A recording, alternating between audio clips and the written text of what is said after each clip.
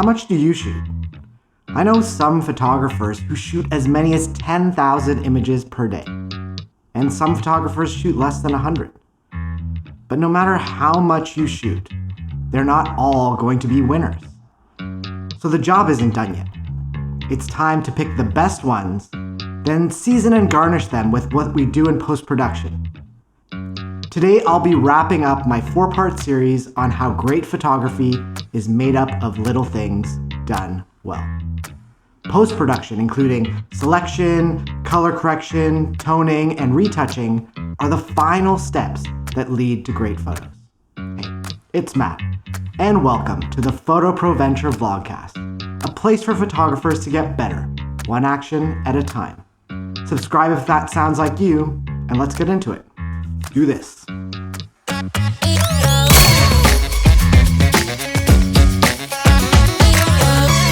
The first challenge after a shoot is to narrow down the selects. Whether you have a heavy trigger finger or not, it's a process that we all have to go through. The selection process is made up of 3 things: judgment, speed, and at least for me, discomfort. Judgment, of course, is the most important and also the most complex. When judging images during the selection process, I'm reacting to what images feel right. Learning how to discern what feels right to you is going to be a big part of your development as a photographer. This is actually how I came up with the idea that photography is made up of little things done well.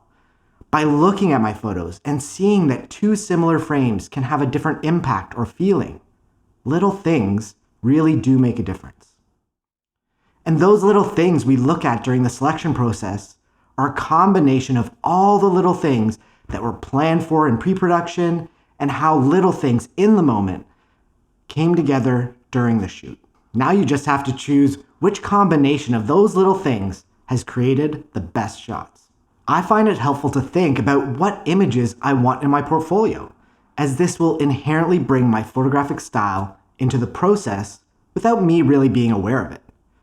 Of course, my portfolio isn't always going to be the most important part of a shoot unless it's a personal project. For any client work, I want to bring in the original concept of the shoot, what they were vibing with on shoot day. I always find it easier to make selects for a project when the needs of the client, their vision, and my style are all aligned. The second major aspect of the selection process is speed, something I'm not always good at. Time is money, or even if you don't do photography as your job, then time is time.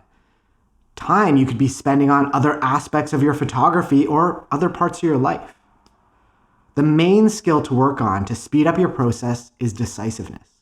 The faster you can decide whether or not a shot makes a cut, if it's portfolio worthy or if it's right for the client, that's going to make a difference.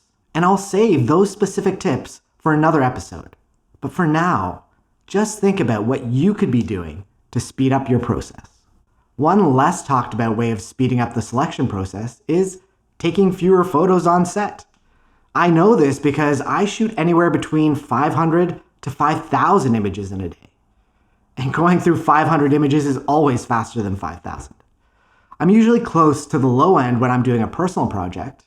That's when I like to slow down and not rush myself. I'm just waiting for those best moments that I connect with. I also find when I'm shooting with film cameras that they slow down my process and I shoot way less frames. That's why I believe that gear does matter, just not the way you think. But I've already talked about that back in episode 2. When shooting for clients, my numbers start to go up. And there's a few reasons for that.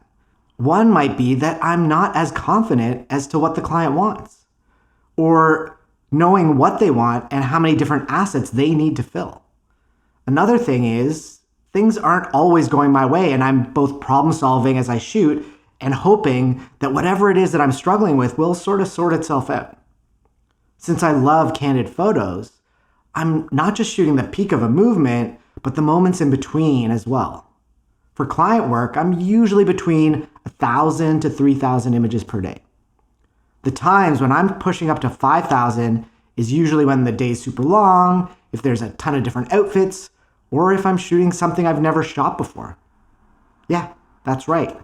When I'm not sure what moments will look the best, I cover my butt by shooting more. And to be honest, I sometimes feel oddly embarrassed when I do overshoot. Do you ever feel the same way? I think it's probably because it means that I wasn't as comfortable or as confident as I'd like to be. Of course, I can't tell you how many photos you need to take to get the photos that you love and that will bring you clients. What I can say is that if you can do it in fewer photos over time, then you'll be speeding up your selection process. Think about it as pre-selecting by not taking a shot. The other aspect of the selection process for me is discomfort. And although it's the last piece of this puzzle that I'm talking about right now, it's most obvious early on in the process. That's because my first round of selects is where I see all of my worst photos. The ones that didn't work out, the ones where I made a mistake, the ones where all the little things weren't working together to create a great shot. Of course, the pain of seeing those small things that I'm not doing well drives me to change and get better. It opens my eyes to a new detail to pay attention to, a new problem to solve, and to change my approach to get different and new results. And that's how I've gotten to where I am today, and to where I'm going to get to in the future. I can grow as a photographer by paying attention to the little things that aren't working or are missing from my work. To take those important small things and be able to put them together in a single moment. That's great photography. But we're not done yet. Once I've got my selects, it's time to color correct and tone the images. Some people split these two steps out by color correcting the raws and then toning in Photoshop, but I tend to do them at the same time in Capture One or Lightroom. How much color correction I do will often depend on how color accurate I need to be. For the most part, I'll deal with specific color accuracy issues during retouching. So for the most part, I'm just toning the images to give them a look and a feel. Now, I'm not going to get into the weeds on color correction and toning in this episode, but if that is something that interests you, let me know and I'll work on putting together an episode about that. For now, I'll just share some advice. Color correction and toning are the epitome of little things done well. To me, editing my RAWs is about moving most sliders a little rather than a few sliders a lot. So if you find yourself pushing the editing sliders to the max, it may mean you should have captured things differently. Back in November of 2020, I did a bit of an experiment on Instagram with fellow photographers. I wanted to see how two photographers would approach toning the same RAW file. And as you might expect, we all had different results. One was an epic shot of a kayaker going over a waterfall. That was shot by Fattal. Now, if you're listening to this as a podcast, you'll be able to see the images in the show notes or on YouTube. You can always find the show notes on my website for every episode over at mattkornick.com/vlogcast. Here's Guy sharing the backstory and his toning approach after the fact. Hey Matt, thanks for inviting me to share my thoughts on this photo, a bit of the backstory and my process of editing here. So I shot this photo with my friend Ed, who's a professional kayaker. It was about the midst of summer and we were deep in the woods, and if you're familiar, the sun was coming in, creating these patches, which created a really difficult scene for me as a photographer. So we kind of had to time it right, as I wanted the sun to land right on the waterfall to enhance the athlete when he was dropping. So we waited for about 2 hours and we were able to get this really unique photo. And in my editing, I wanted to stay true to the contrasty environment of the original photo and the scene. So I didn't want to mess with that too much. I played a little bit with the clarity on the waterfall itself to enhance the action, dropped the highlights a little bit as I didn't want them to blow up.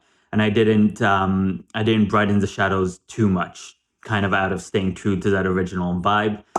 Finally, I went with vibrant, vivid green tones for my photo itself, and worked quite a bit with the brush tool, the spot brush tool, if you're familiar with that, to kind of pick my spots of where I wanted to edit, mostly around the kayaker himself and the waterfall, to enhance that action. And this is the edit I came out with. Now, I did my edit without knowing any of the backstory that Guy shared.